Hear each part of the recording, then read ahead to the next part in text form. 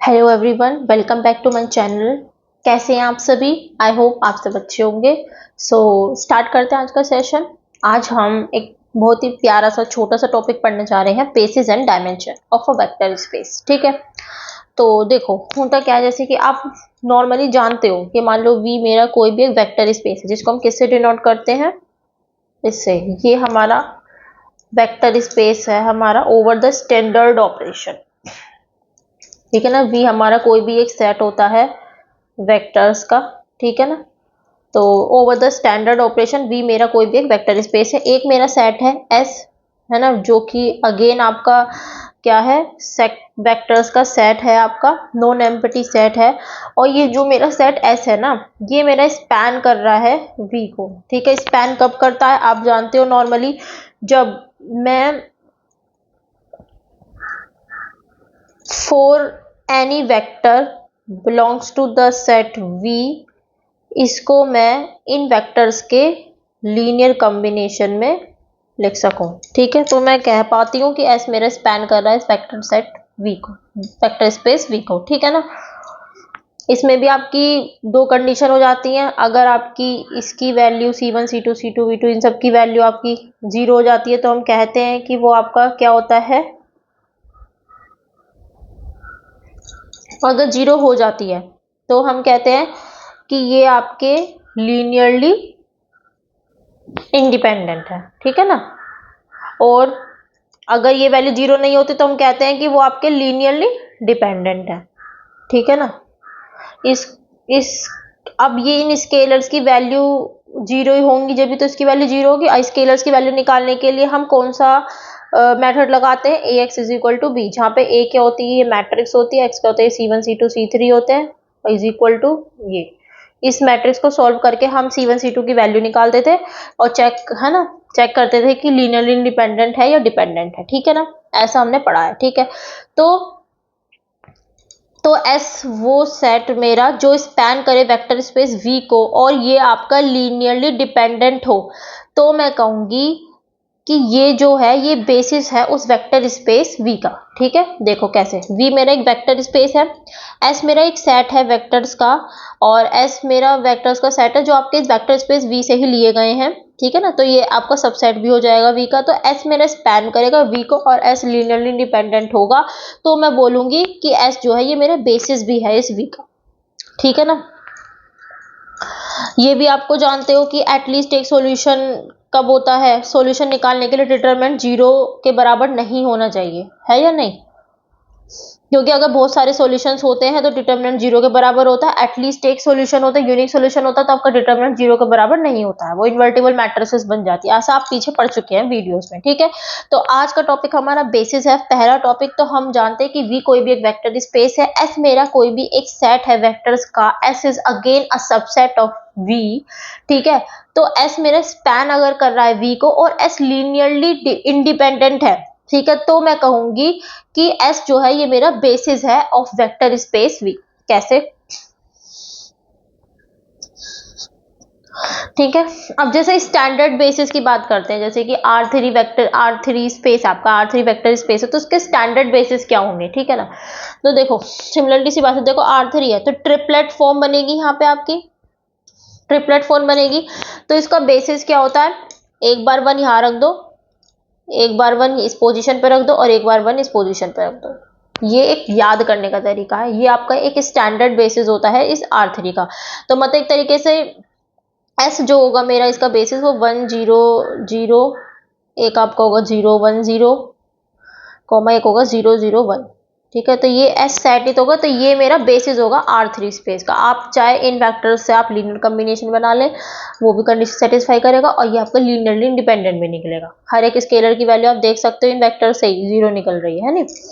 और Rn का similarly Rn space, Rn vector space का स्टैंडर्ड बेसिस क्या हो गया, हर एक पोजीशन पे आपको 1 रखनी है और बाकी सब जगह 0 रखना है।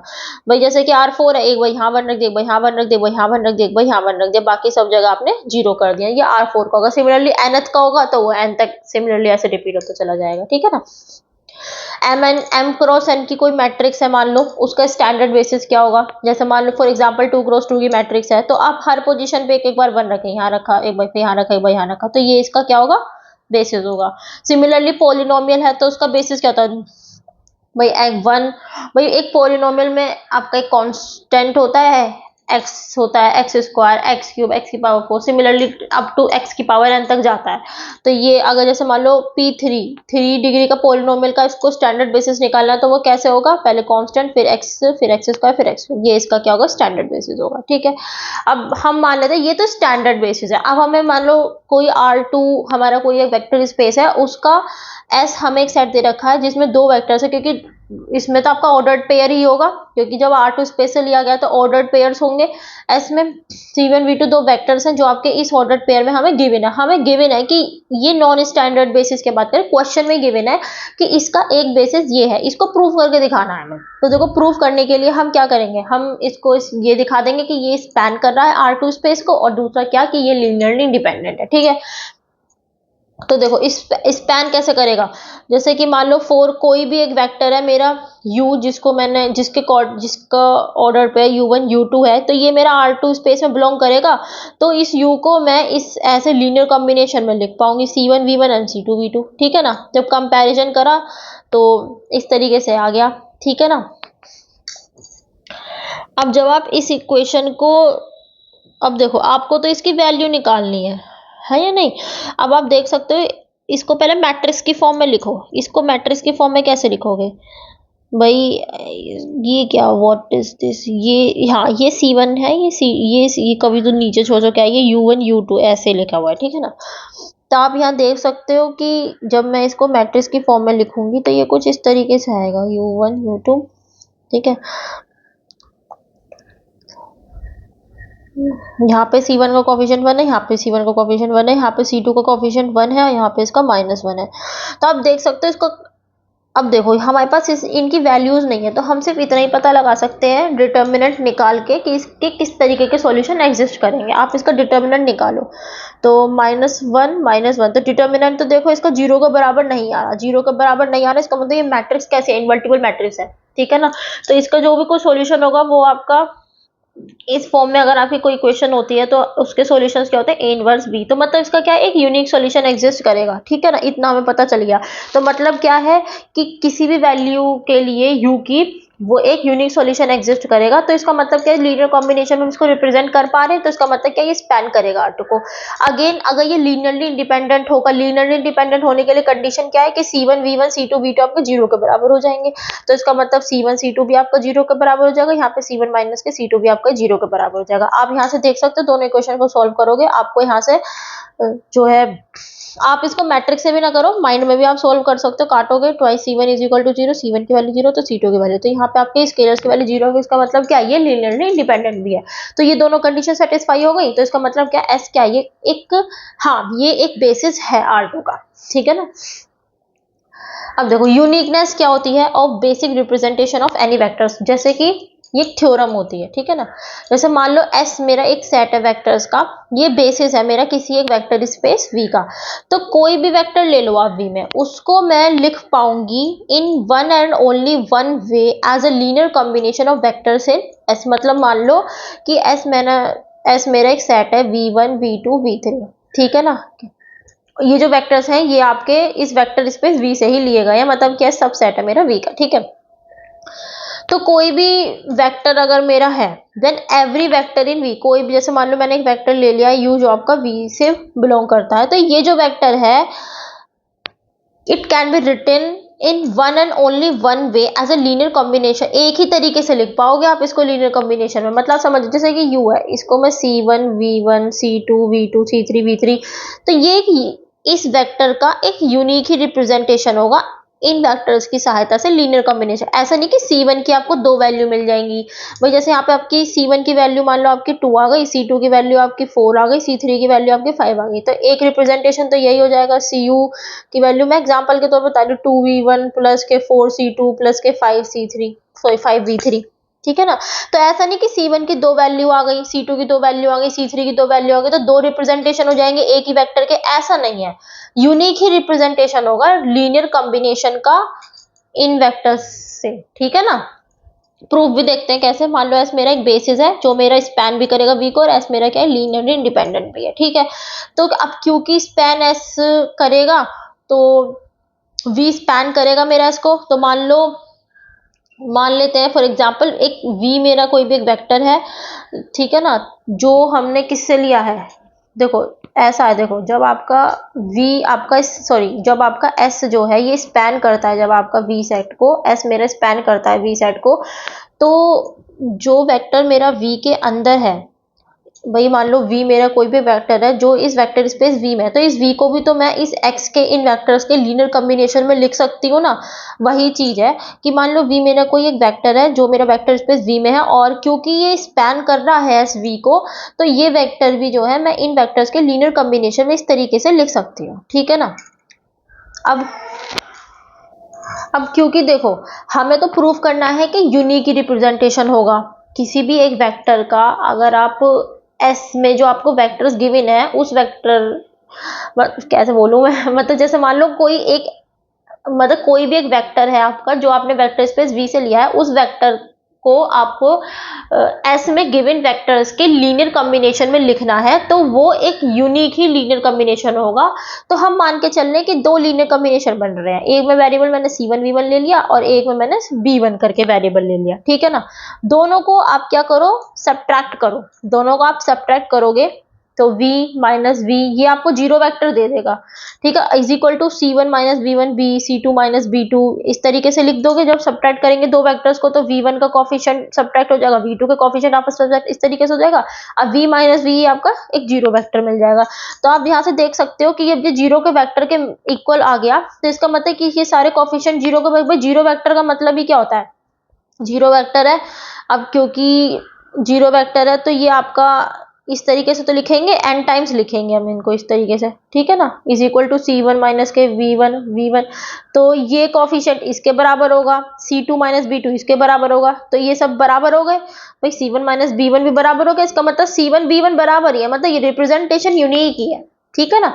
तो यूनिक ही रिप्रेजेंटेशन होती है आपकी, ठीक है ना। तो ये आपकी थ्योरम थी। अब देखते हैं बेसिस एंड लीनियर डिपेंडेंस। देखो ये एक थ्योरम एक ये भी है, जैसे मान लो एस मेरा कोई भी एक सेट है, ये मेरा बेसिस है वेक्टर स्पेस v का, तो then every set containing more than n vectors in v is linearly dependent. जैसे फॉर एग्जांपल कोई भी लीनियरली इंडिपेंडेंट सेट है उसमें ज्यादा से ज्यादा एनी वेक्टर्स हो सकते हैं और नहीं हो सकते, ठीक है ना। देखो कैसे प्रूफ से समझते हैं, क्वेश्चन भी कहना क्या चाह रहा है। मान लो S1 मेरा एक सेट है वेक्टर्स का, ठीक है, और क्योंकि हमने इसमें ना यू एम मान लिया, क्योंकि इस ये बोल रहा है कि उसमें ज्यादा से ज्यादा सिर्फ एनी वेक्टर्स हो सकते हैं, एन से ज्यादा वेक्टर्स नहीं हो सकते, ठीक है। तो मान लिया हमने कि जो ये एम है ये मेरा एन से बड़ा है, मतलब मैंने एन से ज्यादा वेक्टर्स इसके अंदर मान रखे हैं, एम की वैल्यू एन से बड़ी है, मतलब ये एन से इसके मतलब यहाँ पे कोई यू एन वैक्टर भी होगा उसके बाद यू एम है, एम एन से बड़ा है, ठीक है।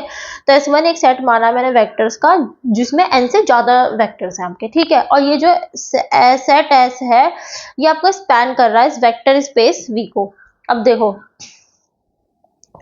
जो आपका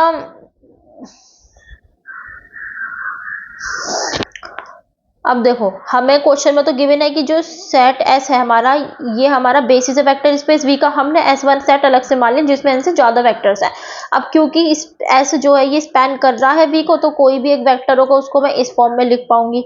सिमिलरली मैंने एक दूसरा वेक्टर ले लिया, उसको मैंने इस फॉर्म में लिख लिया। ऐसी तरीके से जो ये m वेक्टर्स होंगे इसको मैंने इस तरीके से लीनियर कॉम्बिनेशन में लिख पाऊंगी मैं, ठीक है ना, ठीक है ना।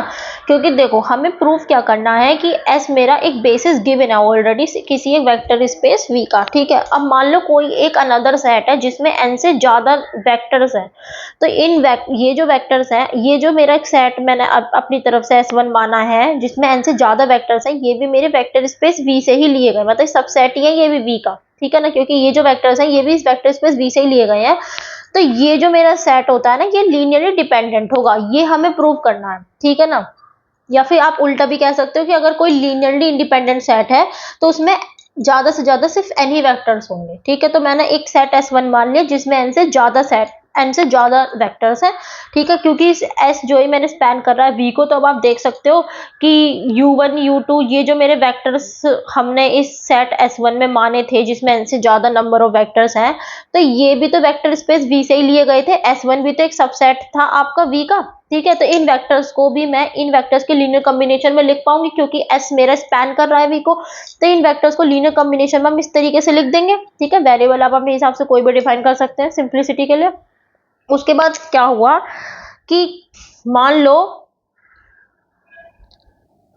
ठीक है, अब हमने इसको लीनियर कॉम्बिनेशन में इन्होंने क्या इंडेक्स यूज करी है, देखो इन्होंने जैसे u1 वेक्टर है, तो देखो हम नॉर्मली लिखते तो हम कैसे लिखते c1 v1 c2 v2 इस तरीके से तो लिखते, तो ये भी ऐसे ही चल रहा है आपका, देखो ये c1 c2 cn इस तरीके से ही चल रहा है, बस क्योंकि चक्कर क्या इन्होंने और अच्छी अंडरस्टैंडिंग के लिए कि आगे चल के ये मिक्स ना हो वेरिएबल्स, तो इसके लिए इन्होंने यहाँ पे, क्योंकि ये पहले वेक्टर का कॉम्बिनेशन है, तो यहाँ पे सब में 1 1 और लगा दिया बाद में, 1 1 1, ये तो सिर्फ एक देखो C11 लिख लो या आप खाली C1 मान लो, वो तो अपनी चॉइस है कि आप किसी भी तरीके से आप अपने हिसाब से स्केलर चूज कर सकते हो। तो यहाँ पे इन्होंने सिंप्लिसिटी के लिए कि आगे चल के वेरिएबल्स हमें और मानने पड़ेंगे, तो इसीलिए इन्होंने सिंप्लिसिटी के लिए थ्योरम को प्रूव करने के लिए इन्होंने इसको C11 मान लिया। मैंने आपको याद करने का भी तरीका बताया कि आप नॉर्मली C1 C2 Cn इस तरीके से वेरिएबल मानते हैं, अब क्योंकि पहले वेक्टर जो है उसका लीनियर कॉम्बिनेशन है, तो यहाँ पे सब में 1 1 और लगा दिया। सिमिलरली आप देख सकते हो u2 कोई वेक्टर है,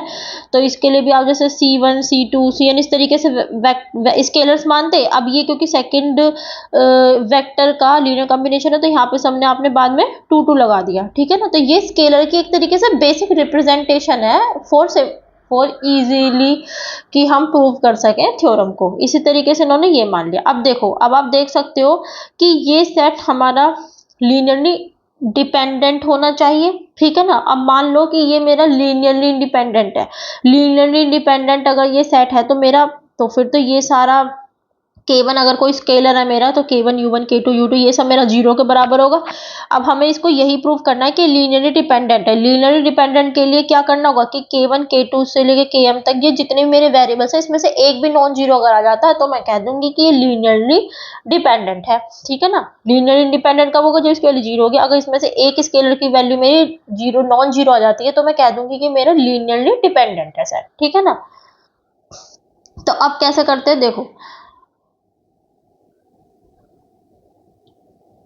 अब देखो, जो ये मेरा एस सेट था ये तो मेरा बेसिस बना रहा था, ये तो लीनियरली इंडिपेंडेंट सेट था।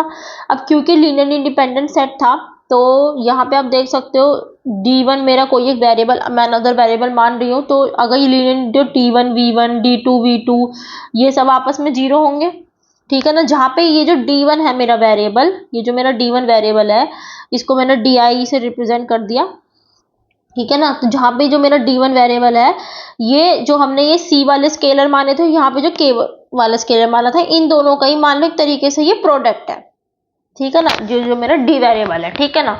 अब जब ये सब बराबर, अब क्योंकि भाई देखो ये तो लीनियरली इंडिपेंडेंट है, तो ये तो सब 0 के बराबर, तो इसका मतलब क्या होगा, ये सारे मेरे 0 के बराबर हो जाएंगे फिर, ठीक है ना, जो भी हमने यहाँ पे माने, ये जो माने थे, ठीक है।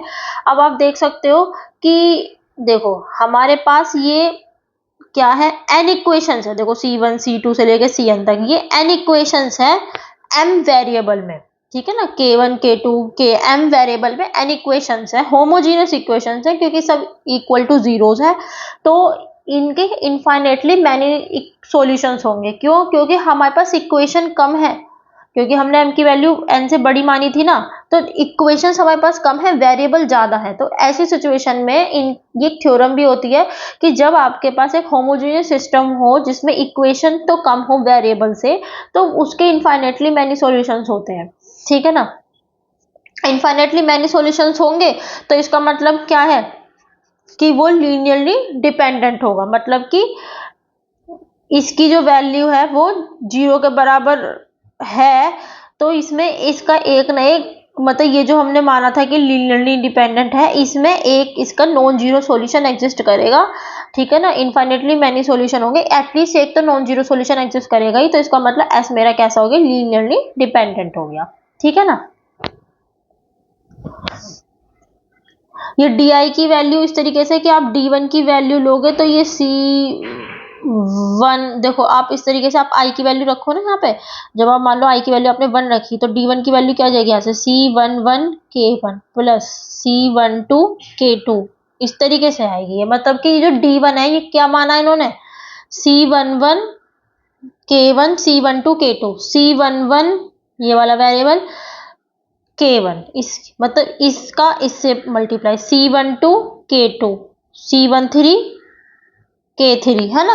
मतलब ये जो दो वेरिएबल है ना इसका प्रोडक्ट इन्होंने D को मान लिया है, ठीक है ना। इन दोनों का प्रोडक्ट इसको मान लिया है इसने। ये जो वेरिएबल है क्योंकि ये तो लीनियर इंडिपेंडेंट है, अब ये सब जीरो हो जाएंगे तो इससे क्या होगा ना कि आपका ये सब अब क्योंकि ये D क्योंकि भाई देखो अब ये लीनियर इंडिपेंडेंट है ये जीरो हो जाएगा तो इसका मतलब सारे स्केलर जीरो हो जाएंगे क्योंकि ये जीरो के सारे स्केलर तो मतलब इसका मतलब क्या होगा कि जो आपका DI है वो जीरो के बराबर हो जाएगा। तो D1 की वैल्यू सब जगह 1 रखो ये सब जीरो हो जाएंगे, D2 की वैल्यू ये सब जीरो हो जाएंगे, D3 की वैल्यू ये सब जीरो हो जाएंगे। है ये सब स्केलर ही तो है भाई, यहाँ पे भी स्केलर है ये सब स्केलर ही तो है। लेकिन ये इक्वेशंस मिली जो है हमें, इक्वेशंस जो हमें ये मिली है होमोजीनियस सिस्टम है जिसमें नंबर ऑफ वेरिएबल ज्यादा है इक्वेशन से, तो इसके इनफाइनाइटली मैनी सॉल्यूशंस होगा। एटलीस्ट एक सॉल्यूशन इसमें नॉन जीरो होगा ही होगा, ठीक है ना। तो ये हमारा क्या होगा लीनियरली डिपेंडेंट हो जाएगा, ठीक है। अब देखते हैं नंबर ऑफ वेक्टर्स कितने होते हैं बेसिस में। मान लो कोई भी एक वेक्टर स्पेस है मेरा V, उसका एक बेसिस है विद n वेक्टर्स, तो then every basis for vector V has, तो कोई भी बेसिस हो उसमें वेक्टर n नहीं होने वाले हैं, ठीक है ना। ऐसा नहीं है कि किसी में ज्यादा है किसी में कम है, ऐसा नहीं। अगर मान लो R2 स्पेस है तो अगर आप इसका स्टैंडर्ड बेसिस अगर आप देखते हो तो इसका ये हो जाता है, स्टैंडर्ड बेसिस इसका ये हो जाता है, ठीक है ना। तो कोई भी अगर आप नॉन स्टैंडर्ड बेसिस भी अगर आप देखोगे ना तो उसमें वेक्टर दो ही होंगे आपके, ऐसा नहीं कि किसी में ज्यादा है किसी में कम होंगे, ठीक है ना। जब भी वो उसकी जो एक्सियम्स है उसको सेटिस्फाई करेगा कि वो स्पैन भी करे और वो आपका लीनियर इंडिपेंडेंट भी हो तभी सेटिस्फाई कर पाएगा। पीछे अपने एग्जांपल के थ्रू भी देखा था, ठीक है ना। तो ऐसा नहीं होने का कि किसी में ज्यादा कम है। देखो इसको देख भी सकते हैं कि मान लो एस मेरा एक बेसिस है और एस डैश मैंने एक अलग से बेसिस मान लिया है ना। तो एक में मैंने मान लिया कि एन है, ठीक है ना। एक बार मान लिया मैंने कि m वेक्टर्स है, ठीक है ना। ये दो बेसिस मान लिए मैंने डिफरेंट साइज के ऑफ वेक्टर स्पेस V, ठीक है ना। अब देखो जो S है मेरा ये एक बेसिस है जो स्पैन करेगा V को, और जो S डैश है ये मेरा एक लीनियरली इंडिपेंडेंट सेट है, ठीक है ना।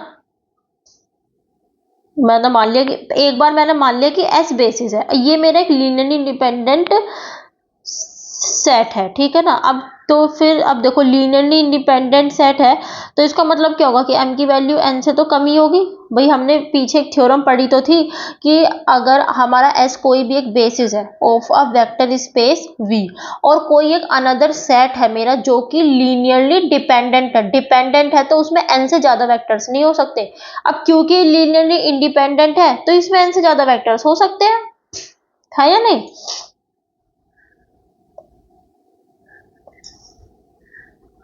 ये रहा ना हमने थ्योरम पढ़ी थी ना यहाँ पे कि कोई भी लीनियरली इंडिपेंडेंट अगर सेट होता है तो उसमें ज्यादा से ज्यादा एनी वेक्टर्स होंगे, एन से ज्यादा वेक्टर्स नहीं होंगे। सॉरी मैंने शायद डिपेंडेंट बोल दिया था, हाँ ठीक है ना। तो भाई ये लीनियरली इंडिपेंडेंट सेट है तो इसमें एन से ज्यादा वेक्टर्स नहीं हो सकते, तो इसका मतलब एम की वैल्यू ज्यादा से ज्यादा एन हो सकती है या फिर एन से कम होगी, यही तो पॉसिबिलिटी निकल कर आई। अब एक बार मान लो कि एस डैश मेरा बेसिस है और एस मेरा लीनियर इंडिपेंडेंट सेट है वेक्टर्स का, तो एस मेरा बेसिस है। अब क्योंकि ये मेरा बेसिस है तो इस केस में एन आपका less than is equal to M हो जाएगा, क्योंकि एस डैश क्योंकि जो मेरा एस डैश बेसिस है, एस मेरा लीनियर इंडिपेंडेंट सेट है, तो यहाँ पे एन की वैल्यू मैक्सिमम एम हो सकती है, एम से ज्यादा नहीं हो सकती। तो इन दोनों कंडीशंस को आप कंबाइन करोगे तो आपको यही मिलेगा कि M is equal to N, ठीक है ना। तो साइज सबका सेम रहेगा, साइज आपका नहीं ऊपर नीचे होने का है, ठीक है ना। समझ में आया आपको बेसिस टॉपिक, ठीक है ना, समझ में आया ना। देखो आप इसमें कंफ्यूज मत होना।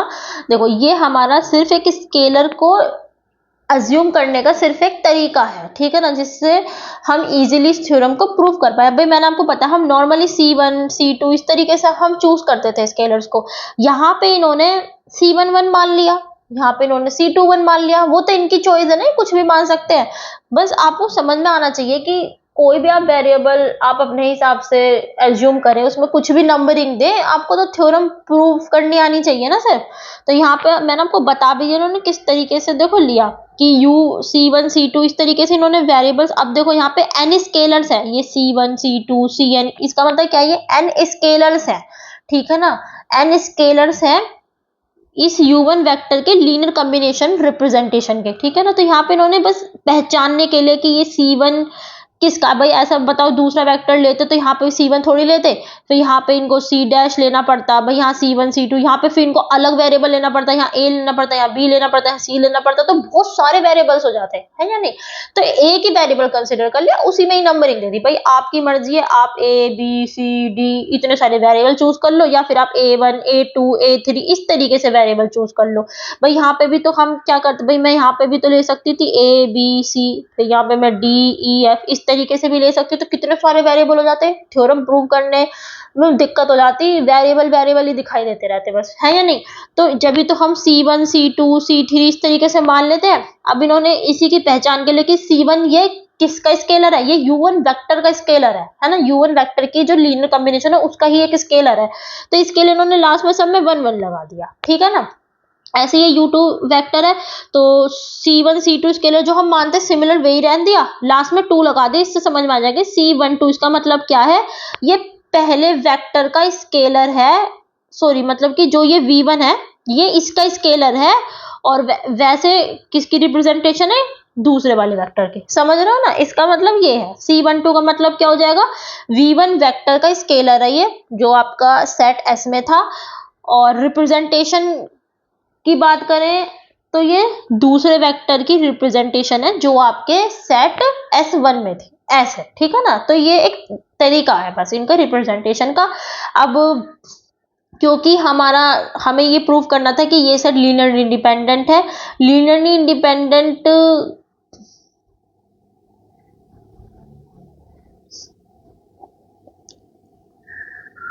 हाँ लीनियर इंडिपेंडेंट सेट है, तो उसके लिए सब 0 होने चाहिए। अब इन्होंने अपनी तरफ से क्या करा कि जो मेरा ये ऐसे बेसिस था बना रहा था इन वेक्टर्स पे, तो इसका मतलब कि ये भी लीनियर इंडिपेंडेंट सेट होगा, तो इसकी वैल्यू 0 के बराबर हो जाएगी। कोई एक हमने अनदर से d1 अपना स्केलर मान लिया, जहाँ पे इस d की वैल्यू हमने इन दोनों ये जो स्केलर्स है ना इनका मल्टीपल मान लिया। किन के स्केलर्स का, जैसे इसका ये वाला v1 ये, और ये d1, ये c12 ये d2, ये c13 ये d3, तो इसको i की फॉर्म मिल जाए। आप i की वैल्यू यहाँ से 1 से लेकर n तक लिख सकते हैं, 1 से n तक लिखेंगे ना तो आपको c11 into d1 c12 into d2 यही मिलेगा, i की वैल्यू 1 रखोगे ना, तो ये जो d इन्होंने स्केलर माना है ना, ये इन दोनों का ही प्रोडक्ट मान लिया अपनी इच्छा से। तो आप देख सकते हो क्योंकि लीनियर इंडिपेंडेंस की वैल्यू 0 से होगा, सारे स्केलर्स की वैल्यू 0 हो जाएगी, डी आई की वैल्यू सबकी 0 हो जाएगी, ठीक है ना। तो फिर इसका मतलब ये सब 0 हो जाएंगे, ठीक है ना, ऐसे था। अब आ जाते हैं हम डायमेंशन पे। डायमेंशन क्या होती है किसी वेक्टर स्पेस V की, तो डायमेंशन जो होता है किसी वेक्टर स्पेस V का is defined to be the number of vectors in the basis for V, कि मतलब जो बेसिस है उसका, तो उसमें नंबर ऑफ वेक्टर्स कितने हैं वो उस वेक्टर स्पेस के क्या एक तरीके से डायमेंशन है, ठीक है ना। तो मान लो V कोई भी एक मेरा वेक्टर स्पेस है, S मेरा एक बेसिस है किसी भी एक वेक्टर स्पेस V का, तो जो डायमेंशन होगी V की उसको हम इस तरीके से रिप्रेजेंट करेंगे, और ये क्या होगा, इसको इसका मतलब एक तरीके से इसको ऐसे भी रिप्रेजेंट कर सकते हैं, S मतलब कि क्या, इसका मतलब क्या, number of vectors in a basis S, ये हमारी क्या होती है डायमेंशन होती है। जैसे कि आपका R2 स्पेस था, उसका स्टैंडर्ड बेसिस की बात, ये स्टैंडर्ड के नॉन स्टैंडर्ड बेसिस भी हो आपके, उसमें वेक्टर तो 2 ही रहने वाले ना उसके बेसिस में, तो इसकी डायमेंशन क्या हो जाएगी आपकी 2, ठीक है ना। फाइनाइट डायमेंशनल का मतलब क्या होता है कि कोई एक वेक्टर स्पेस V है, वो फाइनाइट डायमेंशनल कब कराएगा, if it has a basis consisting of the finite number of elements, ठीक है ना। इनफाइनाइट वैसे कि इनफाइनाइट कैसे हो जाएगा कि वेक्टर स्पेस V है अगर वो इनफाइनाइट डायमेंशनल का है, इसका मतलब क्या है भाई उसकी फाइनाइट डायमेंशन नहीं है, उसकी इनफाइनाइट डायमेंशन है, तो इनफाइनाइट डायमेंशनल का हो जाएगा, ठीक है ना। अब जैसे मान लो 0 वेक्टर होता है आपका, जो 0 वेक्टर होता है इसकी डायमेंशन 0 होती है, ठीक है ना।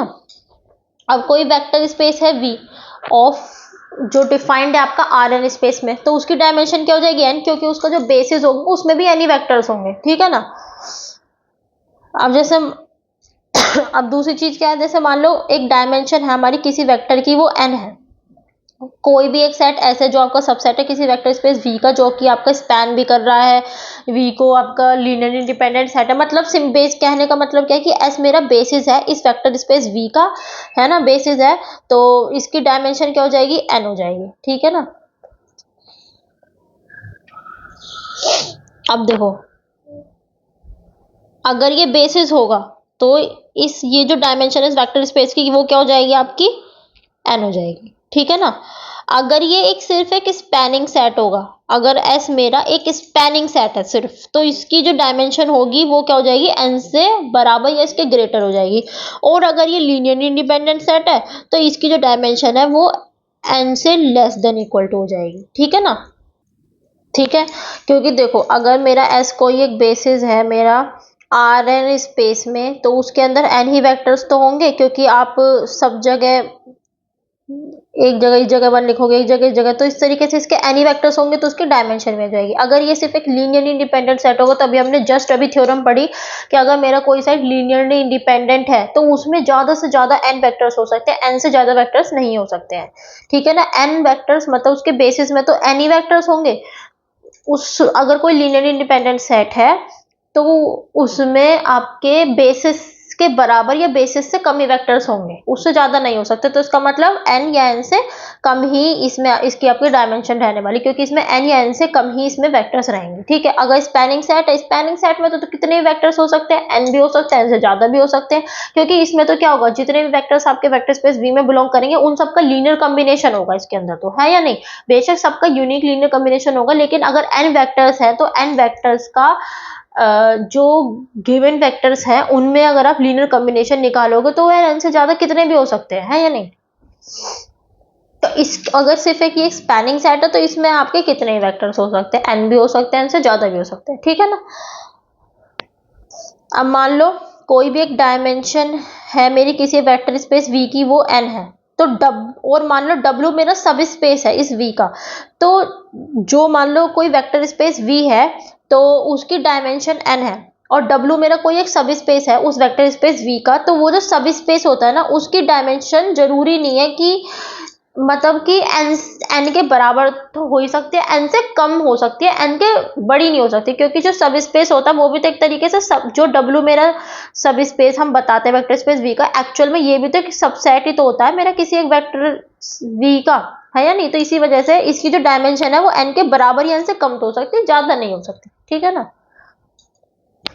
अब जैसे हम स्टैंडर्ड डायमेंशन की बात करते हैं, based according to the standard basis R N की बात करेंगे तो इसमें एन वेक्टर्स होंगे तो इसकी डायमेंशन एन हो जाएगी, ठीक है ना। पोलिनोमियल की बात करते हैं तो आप देख सकते हो पोलिनोमियल में स्टैंडर्ड बेसिस आपका कैसा होता है, 1 x² तो इसमें आपके कितने कितने वेक्टर्स आएंगे, n+1, ठीक है ना।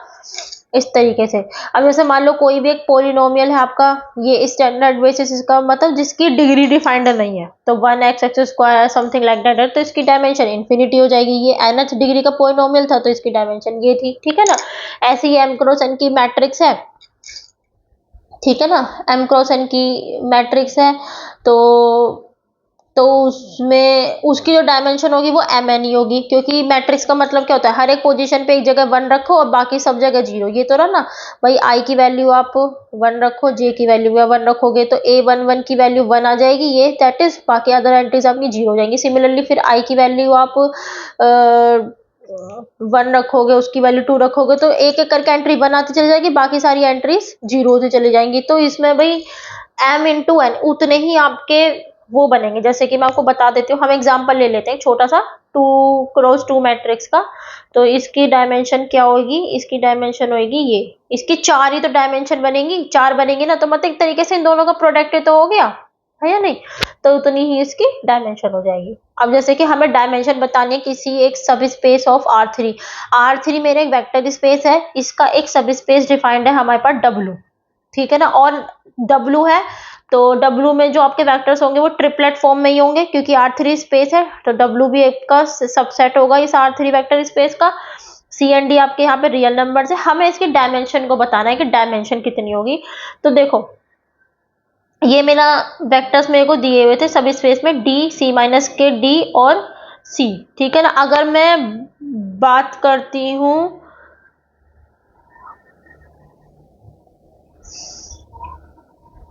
ओके, देखो मेरे को W एक सब स्पेस दे रखा है जिसके अंदर एक मेरे को ये वेक्टर दे रखा था, वेक्टर दे रखा था इस फॉर्म में, ये मेरे को वेक्टर दे रखा था सब स्पेस का, ठीक है ना, जहाँ पे COD। अब पहले तो मैं इसका जो है वो निकालूंगी, इसका बेसिस निकालूंगी, इसका बेसिस क्या होगा, ठीक है ना। तो देखो बेसिस कैसे निकालते हैं, इसके अंदर देखो दो वेरिएबल्स है मेरे C एंड D, तो मैं कैसे निकालूंगी, देखो पहले मैं C लिख लेती हूँ, एक जगह मैं D लिख देती हूँ, ठीक है। इसका बेसिस हम फाइंड आउट करने की कोशिश कर रहे हैं। देखो पहले वाले कोऑर्डिनेट में C का कोई C है नहीं है, ही नहीं बिल्कुल भी पहले वाले में। दूसरे वाले में C था 1 था। तीसरे वाले में C है 1, ठीक है। ऐसे सिमिलर दूसरे में देखो D के कोफिशिएंट, देखो D में पहले वाले कोऑर्डिनेट में D है, दूसरे में D है -1 है, तीसरे में D है नहीं है। अब आप इसको चाहे कंबाइन कर लो, तो ये C,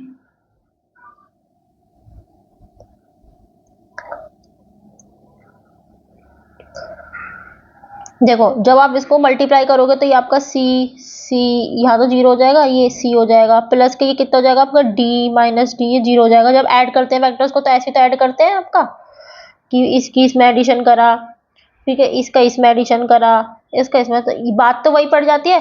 तो ये एक तरीके से ये इसका बेसिस होते हैं, जो हमें गिवन वेक्टर्स होते हैं उसका बेसिस निकालने का तरीका है ये, ठीक है ना। तो ये हमारा एक सेट ऐसा आ गया जिसके बेसिस ये है, ठीक है ना, ये हमारा बेसिस है। जो एस होगा ये यहाँ पे लीनियर इंडिपेंडेंट भी होगा और ये स्पैन भी करेगा डब्ल्यू को, ठीक है ना। तो ये मेरा बेसिस हो जाएगा इस सब स्पेस डब्ल्यू का। तो इसकी डायमेंशन क्या हो जाएगी, जो इसके बेसिस में जितने वेक्टर्स होंगे, कितने हैं आपके 2, तो इसका डायमेंशन होगी 2।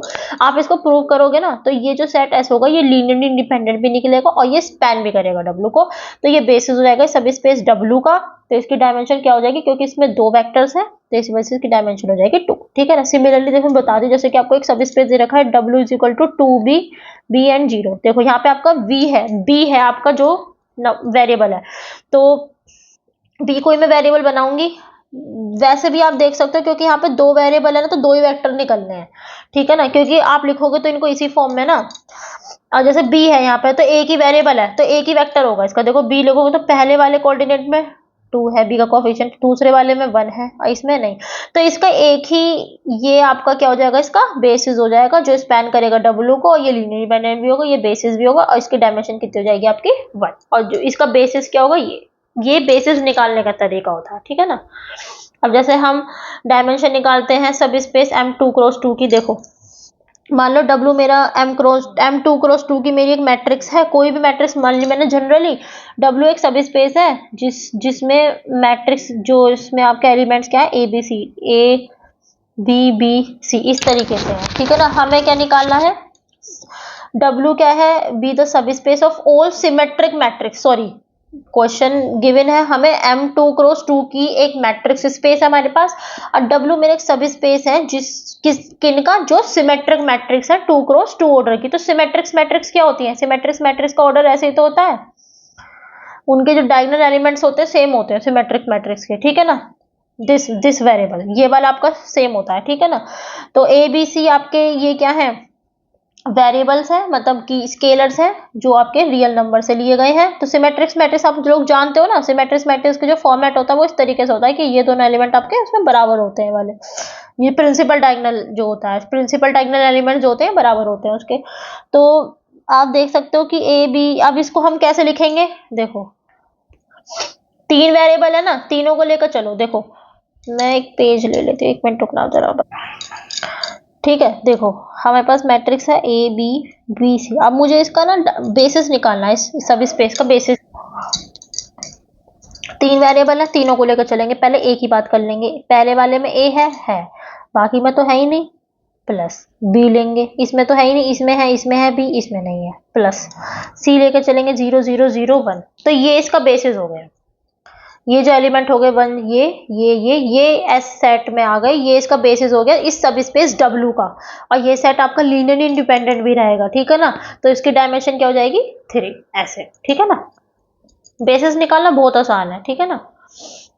अब जैसे देखो एक थ्योरम है हमारी कि methods to identify a basis in N n dimensional space, कैसे निकाल, ये तो मैं आपको ऑलरेडी बता ही चुकी है। तो वही चीज है कि मान लो V मेरा कोई भी वेक्टर स्पेस है n डायमेंशन का, मतलब कि Rn स्पेस में, ठीक है ना। और ये एक सेट है मेरा वेक्टर्स का जो कि जिसके अंदर वेक्टर्स हैं जो कि मेरे वेक्टर स्पेस V से ही लिए गए हैं, या मैं ये कह सकती हूँ कि S मेरा एक सबसेट है वेक्टर स्पेस V का, और ये सेट आपका लीनियरली इंडिपेंडेंट सेट है आपका, ठीक है ना। तो ये बेसिस बनाएगा, और ये अगर सेट आपका स्पैन भी करता है इस वेक्टर स्पेस V को तो ये बेसिस बनाएगा ही बनाएगा। और इसके बेसिस में, क्योंकि ये आपका बेसिस हो जाएगा, इसके अंदर n वेक्टर्स है, तो इसकी डायमेंशन भी क्या हो जाएगी, इसकी n हो जाएगी, ठीक है ना। तो मैंने आपको बताया कि अगर मेरा V कोई भी एक वेक्टर स्पेस है, S मेरा कोई भी एक सेट है जो कि लीनियरली इंडिपेंडेंट सेट है मेरा, और ये स्पैन करता है V को, मतलब कि S बेसिस है मेरा V का, तो S के एस बेसिस है मेरा इस वेक्टर स्पेस V का, तो इसके बेसिस में क्योंकि n वेक्टर्स ही होते हैं तो इसकी जो डायमेंशन होगी, अगर ये बेसिस होगा तो n ही होगी।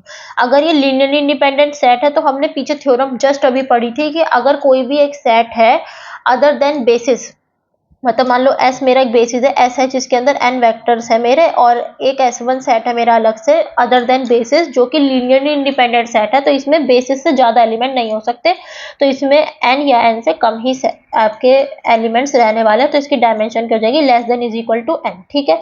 और अगर S मेरा सिर्फ और सिर्फ एक स्पैनिंग सेट है तो इसमें आपके n या n से ज़्यादा वेक्टर्स हो सकते हैं, तो इसकी डायमेंशन भी n या n से ज़्यादा हो सकती है, ठीक है ना।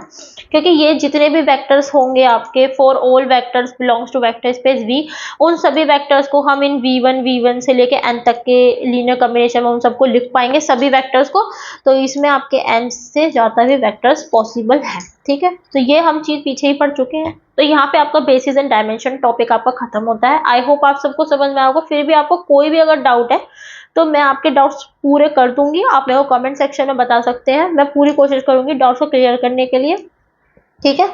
नेक्स्ट वीडियो में हम पढ़ेंगे आपका rank of a matrix and system of linear equations, ठीक है।